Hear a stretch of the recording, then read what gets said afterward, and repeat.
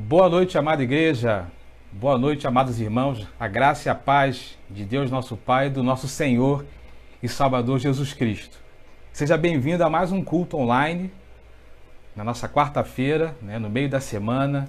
E conforme nós já ouvimos nessa primeira canção, que inspirou a nossa entrada nesse culto, que nós possamos continuar confiando em nosso Deus e no poder, desse tão grandioso Deus que sabe de todas as coisas, que dirige todas as coisas.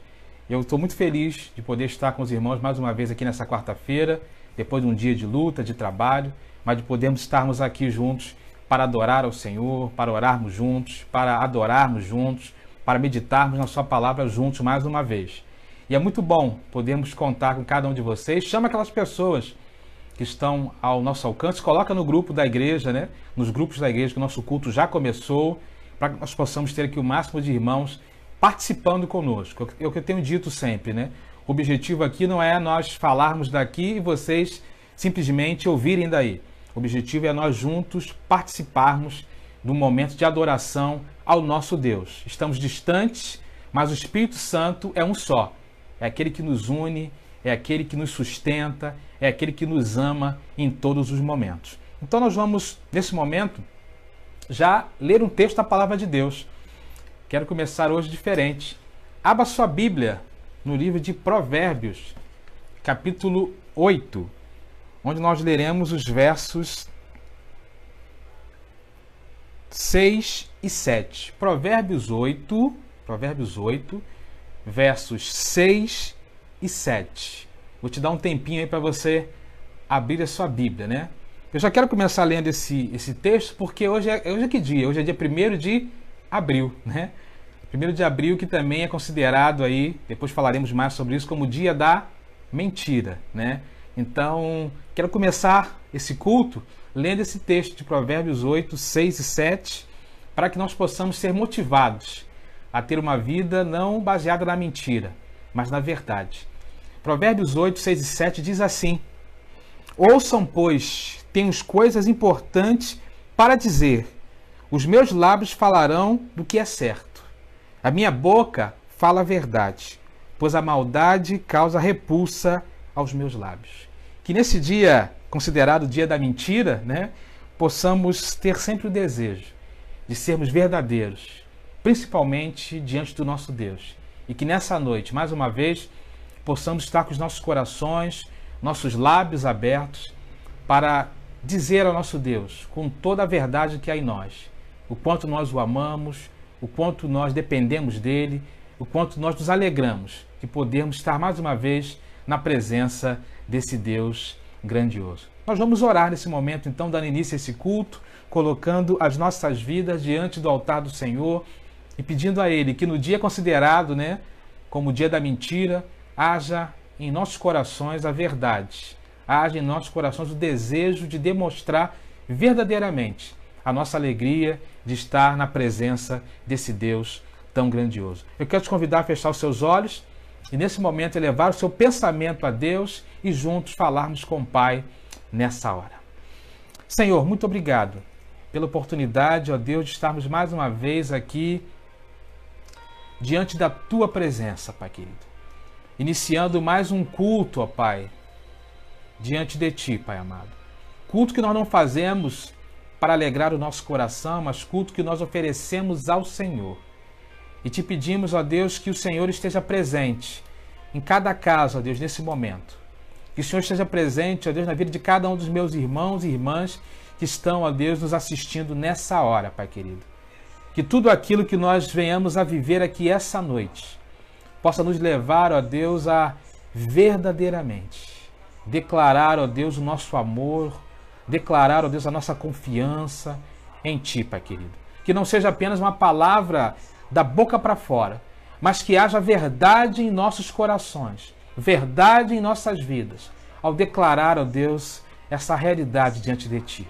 Nos abençoe, ó Deus, nesse culto, esse dia considerado por muitos como o dia da mentira, mas nós estamos aqui para dizer, ó Deus, que se o Filho nos libertar, verdadeiramente seremos livres. Continue, ó Deus, presente nas nossas vidas, continue presente nesse culto de adoração e de oração ao Senhor.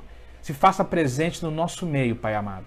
Se faça presente na vida de cada um dos meus irmãos. Se faça presente, ó Deus, na vida de cada família que nessa hora está reunida em volta do celular ou em volta da televisão ou do computador.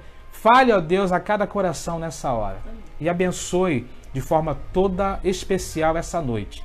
Que tenhamos, ó Deus, mais um culto abençoado, ó Deus, dirigido pelo Senhor, Pai.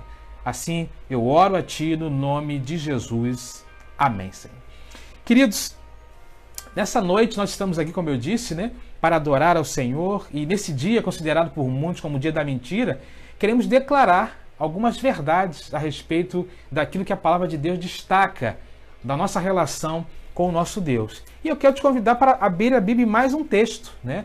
Lá em Salmos, capítulo 15, versos de 1 a 3. Salmos, capítulo 15, onde vamos ler os versos de 1 a 3. Salmos 15, verso de 1 a 3. Porque nesse texto o salmista pergunta quem são aqueles que Deus procura para habitar, para morar com ele.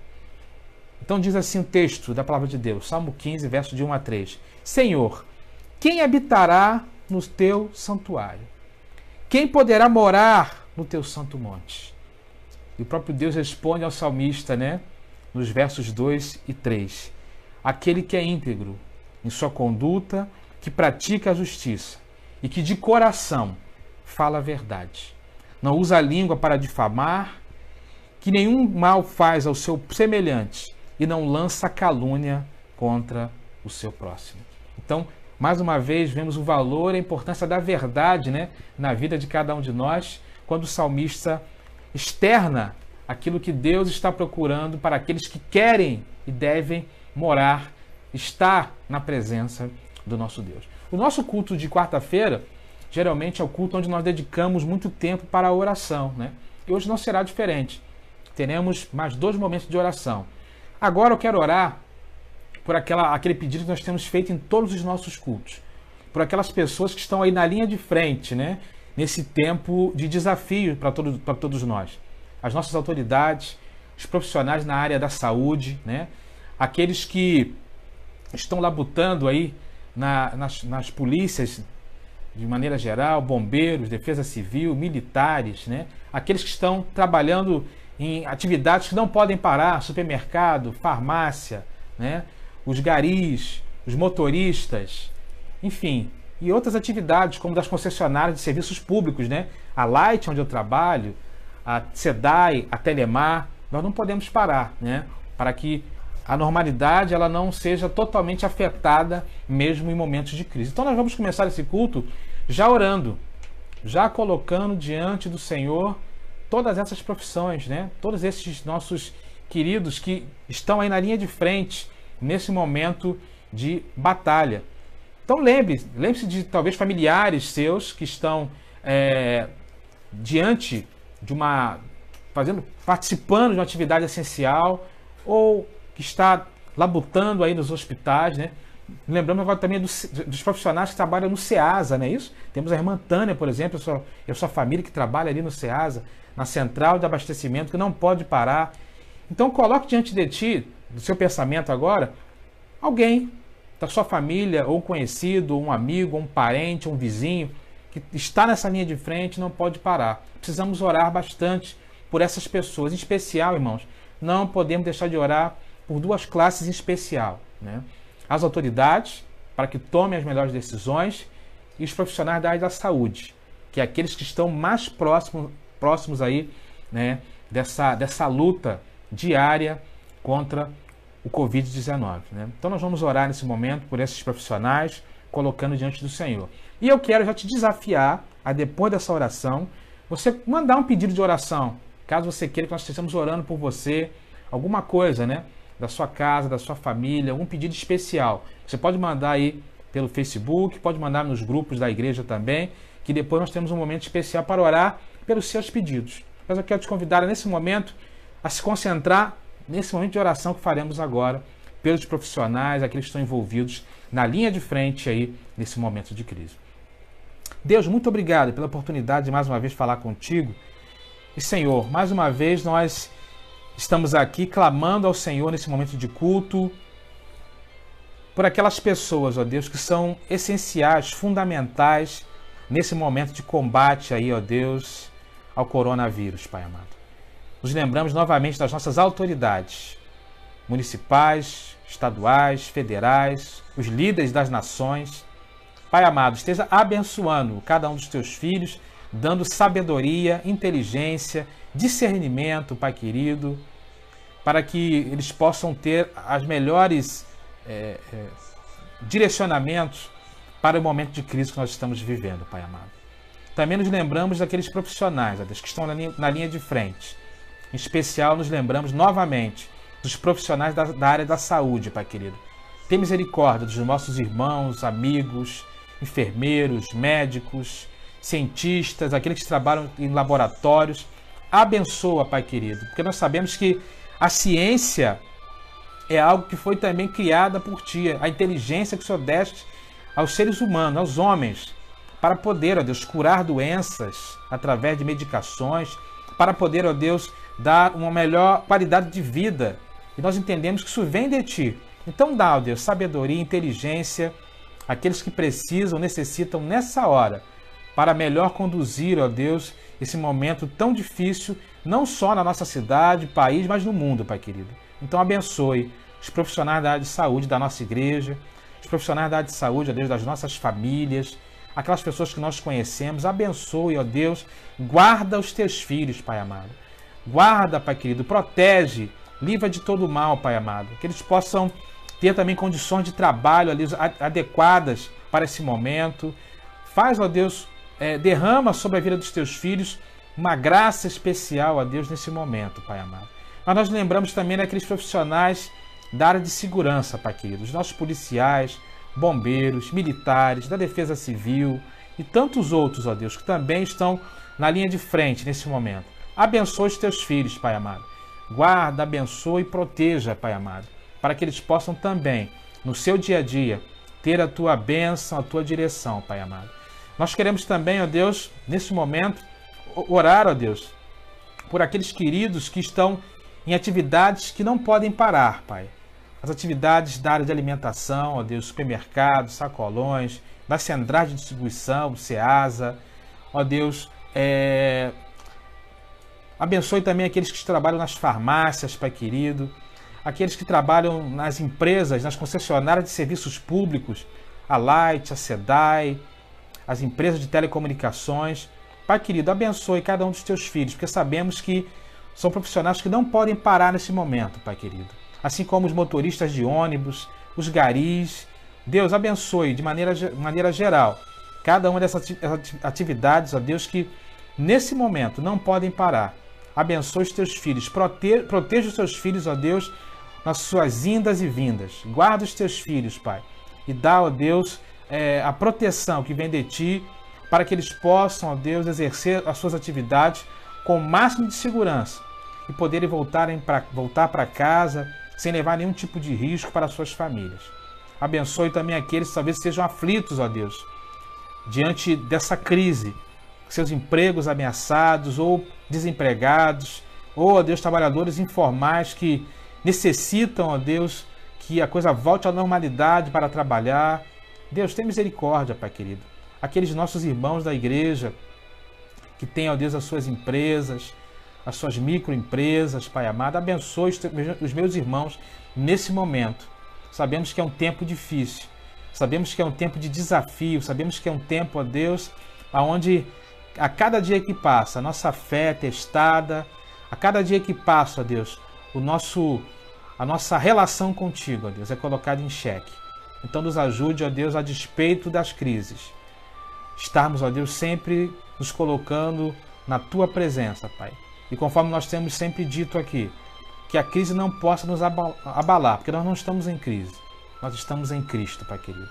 Continue conosco, nos abençoando, nos fortalecendo, cuidando de nós. Assim oramos, ó Deus, no nome de Jesus. Amém e amém. Querido, nós estaremos ouvindo uma canção nesse momento de adoração. E enquanto você estiver ouvindo essa canção, vai pensando também nos seus pedidos de oração, né? A canção que nós estaremos adorando ao Senhor nesse momento fala exatamente sobre isso. Fala que na oração nós temos calma, na oração nós temos paz. A oração de fato tem esse poder, né? Conforme nós falamos semana passada. A oração é um bem que Deus fez para nós. É um bem que Deus fez para nós. Não que nós estejamos mudando a vontade de Deus através da oração, mas com certeza através da oração nós estaremos entendendo melhor a vontade de Deus, nos adequando melhor à sua vontade e tendo uma terapia na nossa alma. Então vamos cantar ao Senhor nesse momento junto com os nossos irmãos, né? Você não está convidado apenas a assistir um vídeo de alguém cantando, você é convidado nesse momento a adorar ao Senhor com toda a força do teu ser, declarando exatamente isso, o poder da oração na sua vida. Vamos adorar ao Senhor.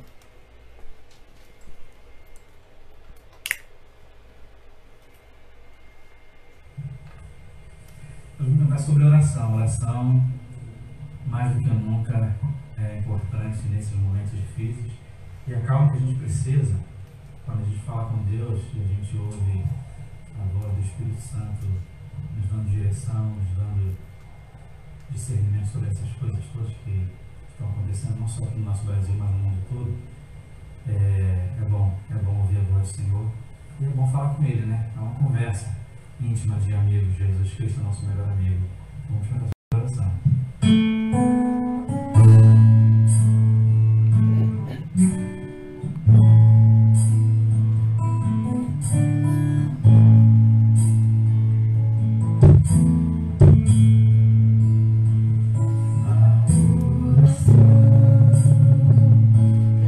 Encontro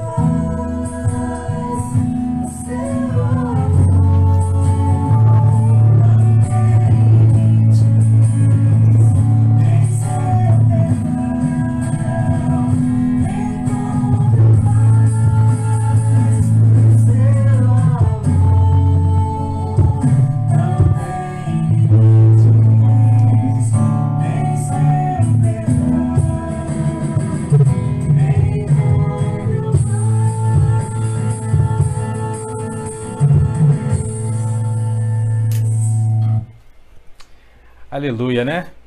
Como é bom poder saber que não há limites para o amor de Deus e no seu perdão nós encontramos paz, né? Alguns irmãos colocaram seus pedidos de oração no Facebook, aqui no grupo da igreja também, né? Nossa irmã Conceição lembrou bem. Peço oração para todos os enfermos da família PBP, em especial nossa irmã Maria da Luz. De fato, né? Temos orado aí diariamente pela nossa irmã Maria da Luz. A última informação que eu tive, conversando com a irmã Edna no início dessa semana, ela continua ainda internada no CTI, carecendo das nossas orações e do cuidado, né, e do apoio dos irmãos, né? Tem sido difícil a questão de visita por conta, né, daquilo que nós estamos vivendo, mas nós vamos orar sim pela nossa irmã Maria da Luz, pelos irmãos enfermos da igreja, né? Aqueles irmãos que estão aí na luta contra tratamentos de câncer, lutando contra enfermidades físicas, emocionais, né? Vamos nos lembrar do nosso irmão Fernando, junto com a nossa irmã Maria. Vamos lembrar do nosso irmão Elias, junto com a irmã Regina.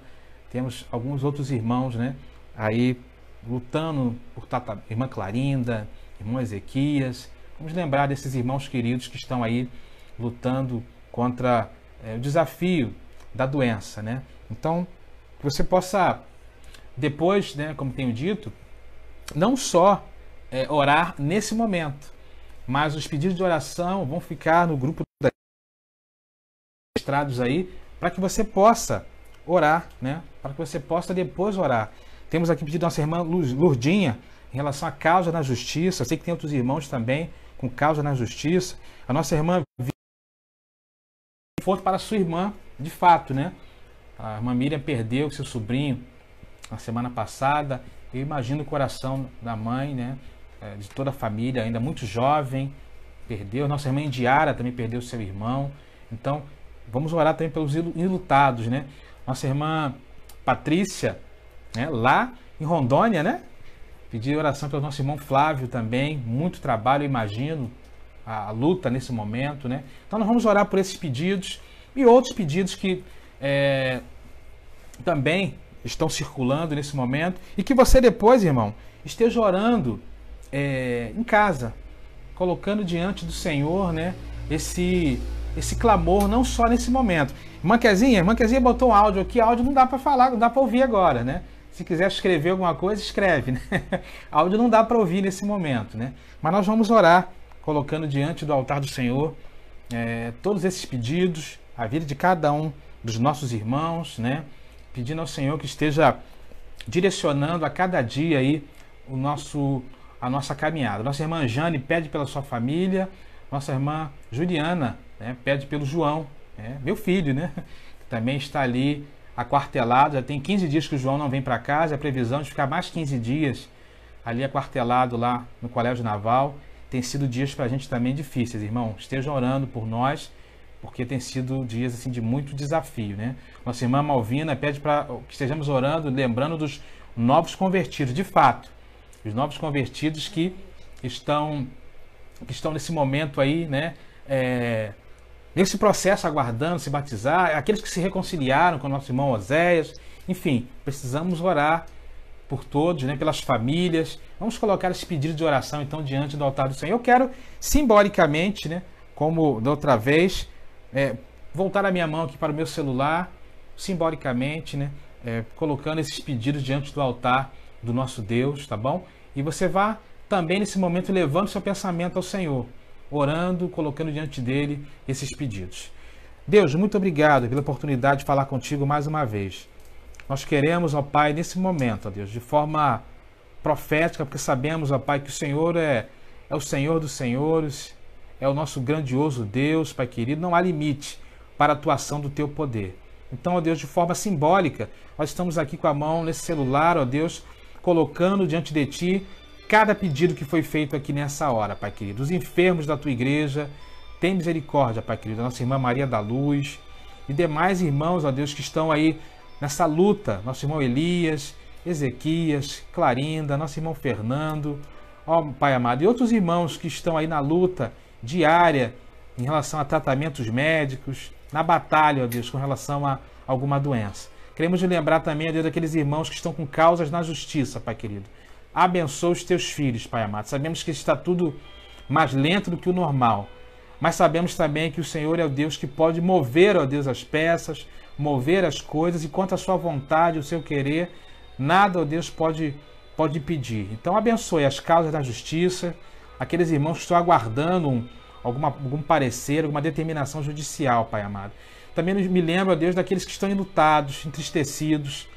Nossa irmã da irmã Miriam, Pai querido, que perdeu seu sobrinho, com certeza ela também, a sua família de maneira geral. Nossa irmã Indiara, que perdeu seu irmão. Tem misericórdia, Deus, Pai querido, desses queridos irmãos. Esteja dando o bálsamo que vem de Ti, o bálsamo da Tua paz, o bálsamo, ó Deus, do renovo na vida dos meus irmãos. Abençoe também, ó Deus, os novos convertidos da nossa igreja. Aqueles que estavam ali se preparando para se batizar e de repente, ó Deus, está tudo paralisado nesse momento. Que o Senhor não deixe que a chama do Evangelho, Pai querido, que tocou no coração de cada um deles, venha a enfraquecer, mas que eles possam se manter firmes na sua presença, mesmo à distância. Possamos juntos continuar, ó Deus, trocando experiências, nos fortalecendo, ó Pai, a cada dia. Seja com a nossa irmã Flávio e irmã Patrícia ali, ó Deus, em Rondônia. Abençoe os teus filhos, Pai querido.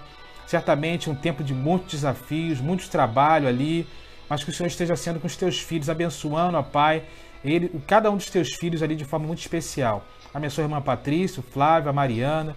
Abençoe também aqui o Guilherme, a irmã Nilza. Abençoe, Deus, essa família tão especial para cada um de nós. Te peço também pelo João Pedro, Pai querido, meu filho, Pai amado. Juntamente com ele, todos os estudantes ali, ó Deus, do Colégio Naval, Pai querido. O Senhor sabe como está o coração de cada pai nesse momento, ó Deus, que depois de mais de 15 dias não conseguem ver seus filhos. É muito difícil, mas nós continuamos confiando no Senhor. E que o Senhor esteja abençoando também a vida deles ali, Pai amado. Renovando as suas forças, Pai querido. Demonstrando, ó Deus, a eles que eles não estão sozinhos. Seja com Gustavo também ali, ó Deus, na AFA. Seja com a nossa irmã Isabel. Acalma o coração, ó Deus, de cada um dos teus filhos, que nesse momento talvez tenham os teus filhos distantes e presos em situações em que nós não podemos fazer nada. Então, ó Deus, abençoe cada um desses pedidos, Pai amado. Esteja com cada pensamento voltado a Ti nesse momento, Pai amado. E que nós possamos sempre confiar no Senhor, entendendo, ó Pai, que as nossas orações são preciosas para Ti. Porque foi para isso que o Senhor fez a oração, Pai querido. Para servir como um diálogo, um relacionamento, uma terapia para a nossa alma, Pai amado. Então recebe a nossa oração, porque a Tua palavra nos mostra e nos fala que o Senhor guarda as nossas orações num lugar totalmente especial. E que assim seja, ó Deus, em nossas vidas, nesse momento, nessa noite. Se eu me esqueci de alguma coisa, Pai querido, que o Senhor possa completar. E que a Tua obra, ó Deus, através do Santo Espírito de Deus, esteja também de encontro a cada situação. Abençoe, ó Deus, mais uma vez as famílias que estão crescendo nesse momento. Seja com Carlos Augusto, a Cristiane, ó Deus, e o Mateus. Seja com o Vinícius, a Sheila e o Isaac, ó Deus querido. Continua abençoando os teus filhos. Abençoe também, ó Deus, os idosos da nossa igreja, Pai querido. É um tempo onde nós precisamos ter um olhar, um carinho todo especial por cada um deles. Porque sabemos, ó Deus, que existe um confinamento, existe, ó Deus, toda uma dificuldade, ó Deus, além do risco que essa doença traz, ó Deus, para as pessoas com a idade mais avançada. Então cuida, abençoa, livra de todo o mal, ó Deus, os nossos idosos. Abençoe também, ó Deus, as nossas crianças, Pai amado. Num tempo de desafio, que elas possam se sentir confortadas pelas suas famílias e pelo Senhor também. Seja com os nossos adolescentes, Pai querido, talvez preocupados com o seu ano letivo. Abençoe cada um deles e dá o renovo a cada dia. Os nossos jovens também, ó Deus, que já enfrentam, além da dificuldade do estudo, a dificuldade talvez da falta de emprego, de oportunidade, nesse momento de crise. Abençoe as famílias, os casais. Ó Pai querido, seja com cada um de nós, derramando, ó Deus, sobre nós as Tuas bênçãos a cada dia. E que nós possamos sempre, como acabamos de cantar, buscar, ó Deus, a Tua face em oração. Seja com todos os pedidos, com tudo aquilo que foi colocado diante de Ti nessa hora, Pai querido. Nós assim oramos a Ti no nome poderoso do nosso Senhor e Salvador Jesus Cristo. Amém e amém. Aleluia. Queridos, ainda nesse clima, né, de oração, de intercessão, de clamor ao Senhor, vamos adorar ao Senhor com mais um cântico. E o título dessa canção é Refrão para a Sua Alma. Que de fato você possa se deliciar nessa canção e que o refrigério, o bálsamo que vem do Senhor, possa refrigerar a sua alma nesse momento.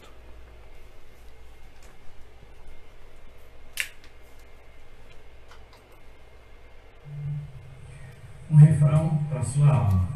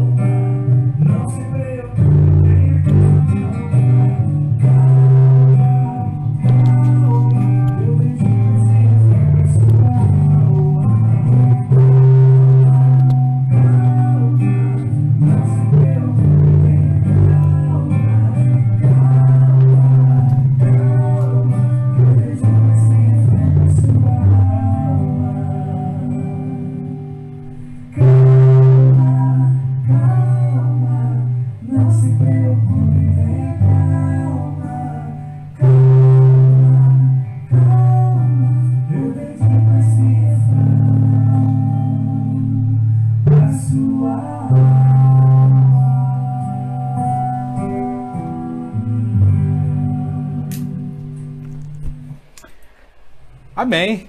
Você foi abençoado aí com essa canção, né? Calma, calma. Nós possamos de fato, né, nos acalmar na presença do nosso Deus, né? E que a nossa alma possa ser refrigerada pela presença do Senhor. Queridos, nós estaremos nesse momento trazendo uma reflexão à luz da palavra do nosso Deus. E eu quero novamente reforçar, né, aquilo que nós temos feito nas quartas-feiras desse ano de 2020, né? Nós começamos, na verdade, no início de março, uma série de estudos intitulado, né, Cristianismo Descomplicado, né? Questões difíceis da fé cristã de um jeito fácil de entender. E aí nós já tivemos o primeiro estudo, que foi por que eu devo crer na Bíblia? Foi o nosso primeiro encontro. E semana passada, nosso segundo encontro, foi se Deus sabe de tudo, por que eu tenho que orar? Né? Acho que mudou um pouco a nossa maneira de entender o que é oração para Deus. Acho que mudou um pouco a nossa maneira de entender o objetivo de fato da oração, né? Através do estudo da semana passada. E hoje, como nós estamos vivendo esse dia 1º de abril, o dia da mentira, não é isso? Considerado o dia da mentira por muitos, eu quero trazer uma palavra também sobre quais são as evidências da conversão verdadeira. Grava esse título. Quais são as evidências da conversão verdadeira?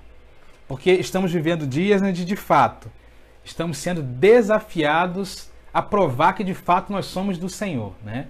E nada melhor do que num dia considerado como o dia da mentira, pensarmos em elementos da nossa conversão que nos mostram aquilo que, de fato, revela algo genuíno, verdadeiro da nossa relação com Deus.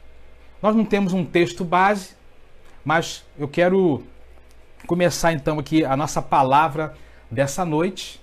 E antes de nós entrarmos na palavra da noite, eu quero fazer um aviso rápido, né? Agora que eu lembrei, quase que eu esqueço. Ao vivo tem esse detalhe, né? Não se esqueçam de manter a sua fidelidade ao nosso dízimo, ao seu dízimo e à sua oferta, né?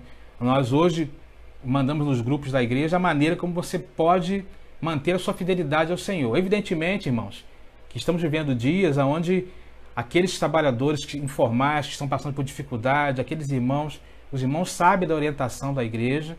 Nós não estamos aqui para pedir mais a ninguém do que daquilo que as pessoas podem realmente dar nesse momento.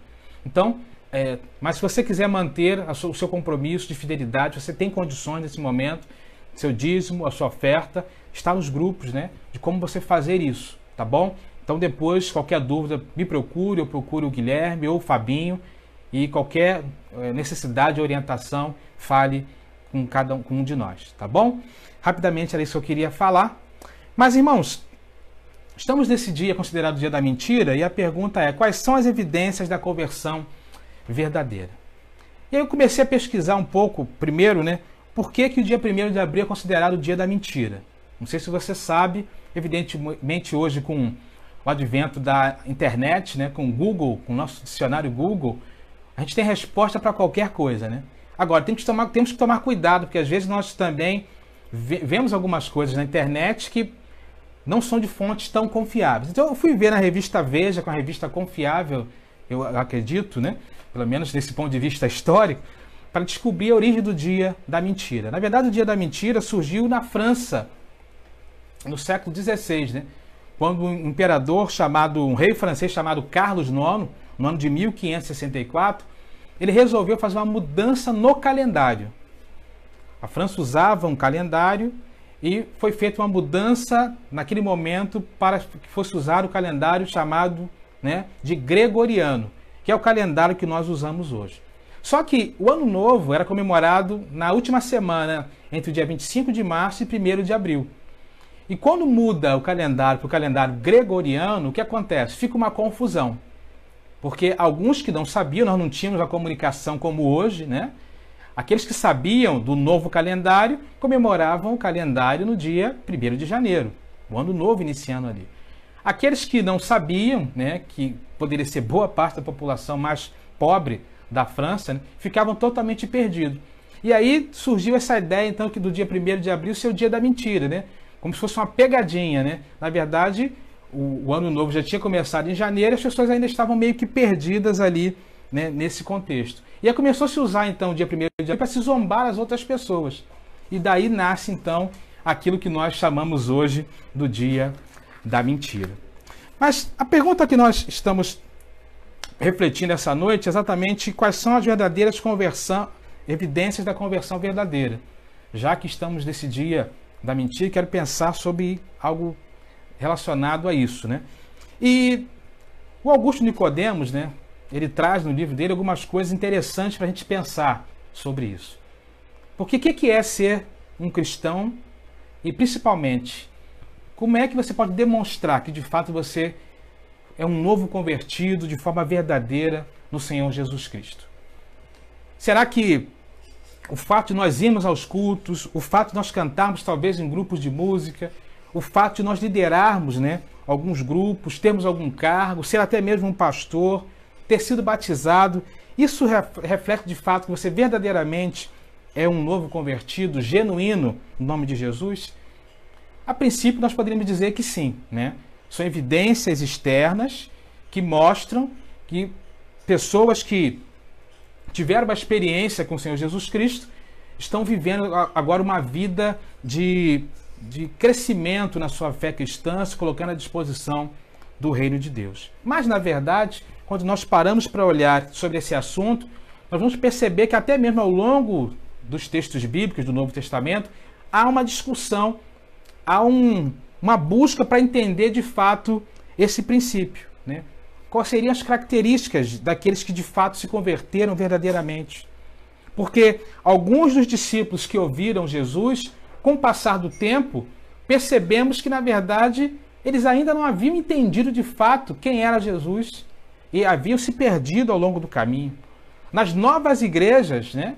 Lá em Atos, em Corinto, em Roma, percebemos também o apóstolo Paulo e os apóstolos enfrentando uma série de situações de pessoas que, em tese, estariam ali frequentando a igreja como novos convertidos em Cristo Jesus, mas que o tempo foi demonstrando que algumas coisas na sua conduta, na sua caminhada, não demonstravam uma verdadeira conversão ao Senhor Jesus Cristo.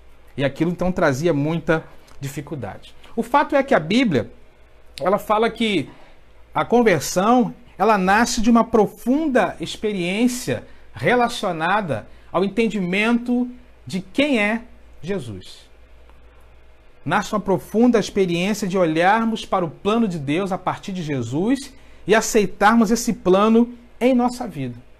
Não significa que, a partir desse momento, eu deixo de ser um pecador. Porque nós estaremos sempre, às vezes, na nossa luta contra o pecado. A nossa luta contra o pecado é algo que é inerente à nossa existência até o dia que nós teremos um encontro glorioso com Jesus. Não há como escapar dessa realidade. Grandes homens de Deus passaram por lutas nesse sentido, né? Me lembro aqui do apóstolo Paulo mesmo. Ó, lá em Romanos capítulo 7, abra aí sua Bíblia. Romanos capítulo 7, versos de 19 a 25, Paulo faz um desabafo. Romanos, capítulo 7, verso de 19 a 25, o apóstolo Paulo faz um desabafo ali àquela igreja. Ele diz assim: pois o que faço não é o bem que eu desejo, mas o mal que não quero fazer, esse eu continuo fazendo. Ora, se não faço o que não quero, já não sou eu quem faz, mas o pecado que habita em mim. Assim, encontro esta lei em que atua em mim. Quando quero fazer o bem, o mal está junto de mim. No íntimo do meu ser, tenho prazer na lei de Deus, mas vejo outra lei atuando nos membros do meu corpo, guerreando contra a lei da minha mente, tornando-me prisioneiro da lei do pecado que atua em meus membros. E Paulo exclama, verso 24, miserável homem que sou, quem me libertará do corpo sujeito a esta morte? Graças a Deus por Jesus Cristo, o nosso Senhor, de modo que com a mente ou eu próprio sou escravo da lei de Deus, mas na carne com a lei do pecado. Então o apóstolo Paulo faz um desabafo aqui, né? Ele mostra que a luta contra o pecado é algo que até mesmo aqueles que já passaram por um momento de encontro com o Senhor Jesus Cristo continuam lutando. Porque isso faz parte desse processo, da nossa luta, né, cotidiana. Aquilo que ele mesmo chama lá em Gálatas capítulo 5, entre o quê? A luta das obras da carne contra o fruto do Espírito. Então essa é uma realidade. Porque na verdade, enquanto cristãos, nós somos chamados a viver uma mudança de vida interior. Evidentemente que esse processo, ele é diferente na vida de cada um. Existem aqueles que o processo é mais lento, onde as mudanças vão acontecendo de uma forma mais paulatina, mas elas precisam acontecer. E existem outros onde algo já é mais imediato, pontual. É só nós olharmos para a Bíblia que nós vamos perceber isso, né? Aqueles que vão passando por processos diferentes na sua caminhada. O apóstolo João, ele então escreve na sua primeira carta algumas coisas muito interessantes que mostram algumas evidências de alguém que está vivendo uma verdadeira conversão em Jesus Cristo. E é interessante, irmãos, pensarmos no apóstolo João, porque o apóstolo João, para nós, né, a imagem que nós temos do apóstolo João é do apóstolo do amor. Ninguém mais do que ele escreveu sobre o amor na Bíblia, tanto no seu evangelho, como nas suas cartas e no livro de Apocalipse. Mas é interessante que quando nós olhamos para João, João nem sempre foi considerado assim. Depois você lê com calma 2 textos que eu vou deixar aqui para você. Marcos capítulo 3, verso 17. Quando Jesus chama ali os apóstolos, Marcos 3,17. Você vai ver que ele chega para João e Tiago, os 2 irmãos, e apelida eles. Sabe qual é o apelido que ele dá a Tiago e João? Boanerges. Que também o texto diz que é traduzido como filho do trovão. E isso mostra que aqueles 2 tinham um temperamento muito difícil. Aqueles 2 tinham um temperamento muito explosivo. Eles são comparados a um raio, né, que faz todo aquele estrondo. Né? E isso não é apenas indicativo nesse texto, não. Se você ler depois também Lucas 9,54, você vai ver que estavam certo dia, Jesus com seus apóstolos passaram por determinada cidade, aquela cidade não recebeu bem, e Tiago e João perguntam para Jesus, por que a gente não ora e manda cair fogo do céu nessa cidade? Então a gente percebe que João, de fato, tinha uma personalidade explosiva, embora passe muito despercebido, muito levemente ao longo dos textos, mas é uma realidade que está contida no texto. Mas nós percebemos então que no processo de caminhada com Jesus, João foi mudando. João foi se convertendo.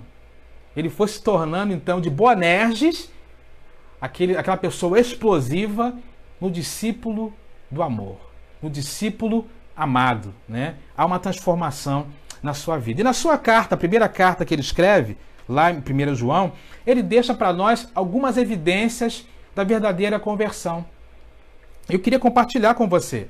Ele deixa 3 evidências da conversão que nós podemos destacar na vida, né, dele mesmo e que serve para nós, identificava também os cristãos lá do primeiro século. Primeiro texto que eu quero te convidar a ler, abra lá sua Bíblia em 1 João, capítulo 3, onde leremos de 7 a 10. 1 João, capítulo 3, onde leremos de 7 a 10. Diz assim, 1 João 3, de 7 a 10. Diz assim, filhinhos, não deixe que ninguém os engane a esse respeito. Quando uma pessoa faz o que é justo, mostra que é justa como ele é justo. Mas quando continua a pecar, mostra que pertence ao diabo, pois o diabo peca desde o início. Por isso, o Filho de Deus veio para destruir as obras do diabo. Aquele que é nascido de Deus não vive no pecado, pois a vida de Deus está nele. Logo não pode continuar a pecar, pois é nascido de Deus. Assim, podemos identificar quem é filho de Deus e quem é filho do diabo. Quem não pratica a justiça e não ama seus irmãos não pertence a Deus. Então, a primeira evidência que João traz aqui para um verdadeiro convertido é uma evidência moral. Ou seja, aquele que é nascido de fato de Deus, ele está sempre lutando contra o pecado. Ele está sempre lutando para viver na sua caminhada, né, uma vida de envolvimento com Deus, crescimento na presença do Senhor. Ele não vive pecando e tem aquele remorso, simplesmente. Mas ele, mesmo quando peca, ele busca mudar a sua conduta a cada dia para não fazer mais. Eu estava me perguntando certa vez por que a Bíblia considera Davi como o homem segundo o coração de Deus, se Davi pecou tantas vezes de formas tão brutas e tão grotescas como nós conhecemos, né? Mas eu percebo que Davi tinha uma coisa muito interessante. Nós só percebemos que Davi, pelo menos nos textos bíblicos, os pecados mais graves que ele cometeu, ele só cometeu uma vez. E depois ele sempre buscava ali se desculpar diante de Deus, se arrepender diante de Deus e mudar a sua conduta dali para frente. O apóstolo João, então, traz aqui para nós que a primeira evidência moral de quem realmente é um novo convertido, aquele que experimentou uma conversão verdadeira, melhor dizendo, é aquela pessoa que não vive na prática do pecado. Se você vive na prática do pecado, é porque há alguma coisa ainda faltando no seu coração que precisa ser mudada nessa relação com Deus. Mas eu quero dizer uma coisa para você, não desanime, não desista, né? Porque a jornada do crente é exatamente essa. É a luta constante contra o pecado. Como Paulo desabafa ali, o mal que eu não quero fazer, é esse que eu faço. Mas o bem que às vezes eu quero fazer, eu não consigo fazer. Então, precisamos entender isso, que a nossa verdadeira conversão passa por uma autenticidade de reconhecer o nosso pecado e de buscar a face de Deus em arrependimento. Lá no Salmo 24, verso 16, o salmista fala uma coisa muito interessante. Salmo 24, 16, ele diz assim: ainda que o justo tropece 7 vezes, voltará a se levantar. Ou seja, não desanime, né? Não desanime. Salmo 24, verso 16. Então, continue buscando a presença do Senhor. Continue buscando a face do Senhor, né? Continue entendendo que mesmo que haja ali alguma coisa na caminhada, precisamos lutar contra o pecado. O salmista também, no Salmo 51, próprio Davi, mostra exatamente isso. É um salmo de arrependimento. É um salmo de lamento. É um salmo onde Davi busca ali a face do Senhor a cada dia. Então, a primeira evidência que nós precisamos buscar em nossas vidas para demonstrar uma conversão verdadeira é uma evidência moral. É a nossa luta diária contra o pecado, né? A nossa natureza pecaminosa e o pecado que está ao redor de nós. O segundo teste, ou segunda evidência, que João deixa claro também na sua epístola, está lá em 1 João 3, verso de 14 a 16. Quando ele diz assim, ó: se amamos nossos irmãos, significa que passamos da morte para a vida. Mas quem não ama continua morto. Quem odeia seu irmão já é assassino. E vocês sabem que nenhum assassino tem dentro de si a vida eterna. Sabemos que é o amor porque Jesus deu sua própria vida por nós. Portanto, devemos dar a nossa vida por nossos irmãos. Segunda evidência que João deixa aqui para nós de uma conversão verdadeira é uma evidência social. Estamos falando tanto de isolamento social, né? Que precisamos nesse momento manter uma certa distância de cada um de nós, mas João deixa muito claro aqui para nós que a conversão verdadeira passa por um amor genuíno pelos irmãos. O que nos preocupa hoje, irmãos? Quantas pessoas hoje estão no grupo que nós chamamos de desigrejados, né? Milhões de pessoas que amam a Jesus, mas odeiam a igreja. Há alguma coisa errada nesse processo. João deixa claro aqui que uma evidência de uma conversão verdadeira passa por entendermos que precisamos amar os nossos irmãos, precisamos caminhar junto com os nossos irmãos, perdoando, ajudando, né? Caminhando ali na sua jornada diária, seguindo o exemplo de Jesus. Porque lá em João, o mesmo apóstolo João, João 13, verso 34, olha só o que Jesus fala, né? João 13, 34. Jesus fala assim, o quê? Um novo mandamento lhes dou. Amem-se uns aos outros, como eu os amei. Vocês devem amar-se uns aos outros. E lá em João 15, 12. João 13, 34 e João 15, verso 12. O meu mandamento é esse: amem-se uns aos outros como eu os amei. Consequentemente, né, o amor aqui representa uma característica de uma verdadeira conversão. Porque o amor implica em sacrifício por outras pessoas. O amor é algo que você não simplesmente verbaliza da boca para fora, né? O amor é algo que você deve colocar em prática. Ou, como eu já disse, né, em outros momentos, amar é um verbo. É algo que requer de nós ação. É algo que requer de nós muito mais do que falar, mas é necessário viver. Então, a segunda coisa que João coloca aqui é que a nossa demonstração prática de amor pelo próximo, pelo outro, pelas pessoas que estão ao nosso redor, é uma marca de uma verdadeira conversão. Ou seja, nós somos chamados a não viver um egoísmo de forma isolada, mas somos chamados para vivermos juntos, numa caminhada de uma comunidade de fé, ou de pessoas da nossa família, de pessoas próximas de nós. Temos que entender que essa é uma marca importante, que evidencia um coração transformado por Jesus. Então, a segunda evidência que podemos destacar aqui de uma conversão verdadeira é essa evidência social. A nossa preocupação com o próximo, o nosso amor, o nosso engajamento é algo que mostra de fato que nós somos de Jesus e fomos convertidos pelo sangue do Cordeiro. Mas em terceiro e último lugar, o terceiro teste, ou terceira evidência que o apóstolo João deixa para nós também de uma conversão verdadeira é uma evidência doutrinária, né? Isso também é uma coisa importante hoje, porque quando nós falamos de doutrina, parece que é uma coisa ultrapassada, né? Parece que é uma coisa dos antigos, mas doutrina não é isso. Doutrina é um conjunto de ensinamentos, ou uma base, né?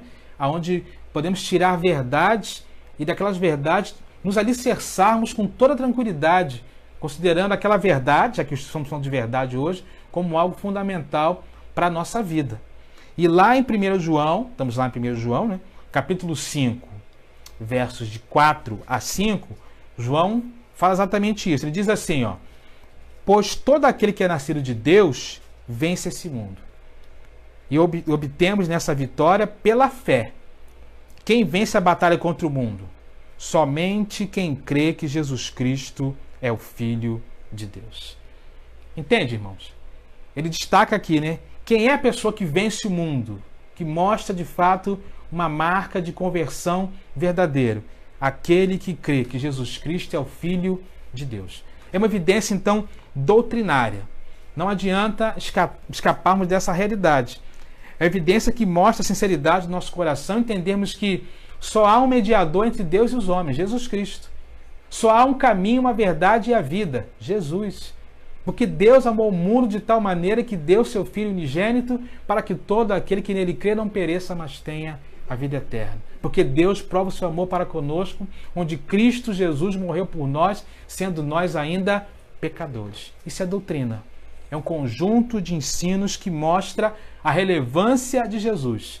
Às vezes hoje nós queremos viver um evangelho onde algumas questões, né, que entendemos ser muito burocráticas devem ser colocadas de lado. Mas na verdade, esse conjunto de ensinos e doutrinas expressas na palavra de Deus precisa fazer parte da nossa vida.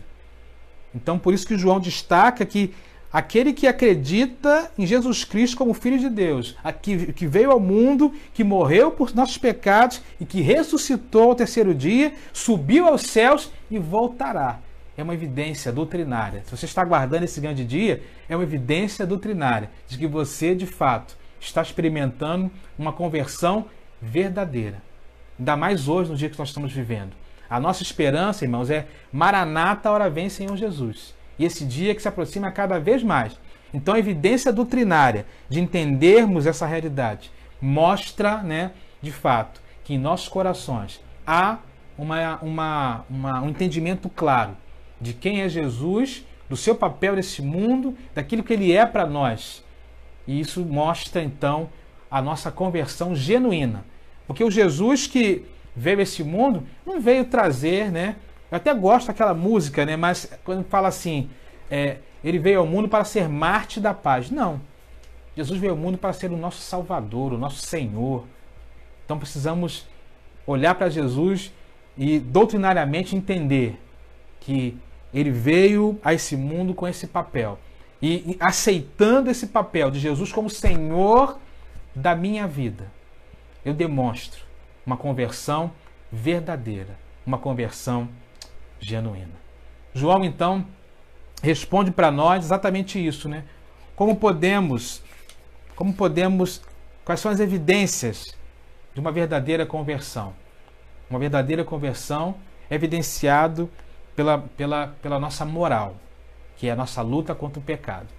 Uma verdadeira conversão é evidenciado pelas nossas práticas, né, sociais, que está relacionada ao que é o amor ao próximo. E uma verdadeira conversão está associada à nossa visão doutrinária da Bíblia, de quem é Jesus, entendendo, né, que tudo isso coloca Jesus como Senhor da minha vida.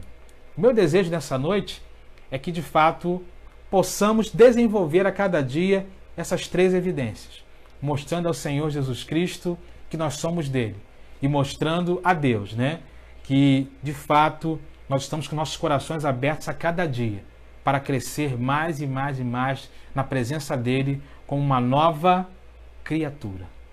Então, não importa quantos anos de caminhada evangélica, né, ou cristã você tenha, mas que nós possamos sempre pensar nisso. Pensar diariamente. Será que eu estou evidenciando, né, essas marcas de um verdadeiro convertido no Senhor Jesus Cristo? Ou será que eu me tornei um religioso, né, que simplesmente marca o passo ali na igreja a cada dia, ou nos cultos e reuniões? Mas, de fato, se me perguntarem qual a razão da minha esperança, eu não sei responder. Que nesse dia, considerado o dia da mentira, possamos ter no nosso coração, né, quais são as evidências da conversão verdadeira e, principalmente, que isso seja uma prática na vida de cada um de nós. Que Deus possa abençoar a tua vida poderosamente, que Deus possa estar presente em nossas vidas a cada dia. E nós vamos orar mais uma vez, fechando esse momento. Quero aproveitar para colocar aqui mais alguns pedidos de oração do nosso irmão Alcimar, né? Gratidão a Deus por estar sendo guardado no ir e vir do trabalho, como isso tem sido importante. A nossa irmã Rita Avelar, nosso pastor Edmilson, Deus abençoe vocês, né? Deus guarde todos física e mentalmente, isso é muito importante, que os irmãos estão colocando aqui. Nosso irmão Antônio pedindo oração por cura, nossa irmã Elisete, né, pela vida financeira e trabalho. Vamos orar nesse momento por esses pedidos, orar pela sua vida e pela minha vida, que possamos evidenciar essas marcas de uma conversão verdadeira na nossa caminhada diária com o nosso Deus. Feche seus olhos, vamos orar mais uma vez. Deus, muito obrigado pela tua palavra. Muito obrigado a Deus porque nesse dia, considerado o dia da mentira, o Senhor nos ajuda a entender as marcas de uma verdadeira conversão, de uma conversão verdadeira. Que possamos buscar evidenciar na nossa caminhada diária a evidência moral, a evidência social, a evidência doutrinária, Deus, a cada dia. Nos abençoe, ó Deus, e que, à luz desse texto, possamos crescer cada vez mais na tua presença. Muito obrigado, ó Deus, por cada um dos meus irmãos que colocaram aqui os seus pedidos. Abençoe, ó Deus, o nosso ir e vir, Pai querido. Aqueles que precisam trabalhar, sair de casa. Guarda os teus filhos. Abençoa-nos, ó Deus, também fisicamente e mentalmente. Ajuda-nos também, ó Deus, na cura, Pai querido. Na cura daqueles que estão doentes, não só fisicamente, mas da alma também. E abençoe, ó Deus, aqueles que estão passando por dificuldades nos seus trabalhos, estão lutando, ó Deus, financeiramente nesse momento de crise. Ó Deus, a despeito de tudo isso, o que eu quero te pedir é que nós possamos, ó Deus, buscar a cada dia desenvolver, ó Deus, colocar em prática, evidenciar as marcas de uma conversão verdadeira a cada dia. E que nada nos abale e que nada nos tire do foco, ó Deus, da nossa corrida na tua direção. Porque sabemos que o grande dia, ó Deus, se aproxima a cada dia. E se o Senhor não vier, nós iremos até o Senhor. Então nos ajude, ó Pai, a nos fortalecer a cada dia na tua presença. Muito obrigado por tudo, Pai querido. Esteja conosco nessa noite de adoração a Ti, de louvor, de ensino da Tua palavra. E nós somos gratos a Ti, no nome precioso de Jesus. Amém. Amém. Queridos, estamos chegando ao final de mais um culto online. Deus, Ele tem abençoado aí esses momentos de ministração da palavra, mesmo que à distância. E o nosso desejo é que o Senhor continue abençoando a sua vida poderosamente. Eu estou procurando uma informação aqui para fazer uma propaganda do próximo culto de domingo. Eu quero te convidar a domingo, novamente, né? Enquanto não podemos nos reunir fisicamente, às 10 e às 19 horas do próximo domingo, estarmos juntos nesse culto online. Às 10 horas eu quero falar sobre um tema muito importante para nós. Na verdade, eu já tinha pregado ano passado e conversando com algumas pessoas, eu penso que preciso repetir essa mensagem. E o tema da mensagem de domingo pela manhã é como vencer a ansiedade em tempo de crise. Então, vem uma última canção, né? Uma canção de adoração ao nosso Deus, declarando o seguinte: maravilhosa graça. Declarando ao Senhor essa graça tão especial que Ele tem derramado sobre a vida de cada um de nós. E que a graça do Senhor Jesus Cristo esteja presente sobre a sua vida, derramando bênçãos sem medida sobre a sua família ao longo desta semana. Fique com essa canção, hino 193 do Inário para o Culto Cristão, maravilhosa graça, e que Deus te abençoe poderosamente. Fiquem na paz.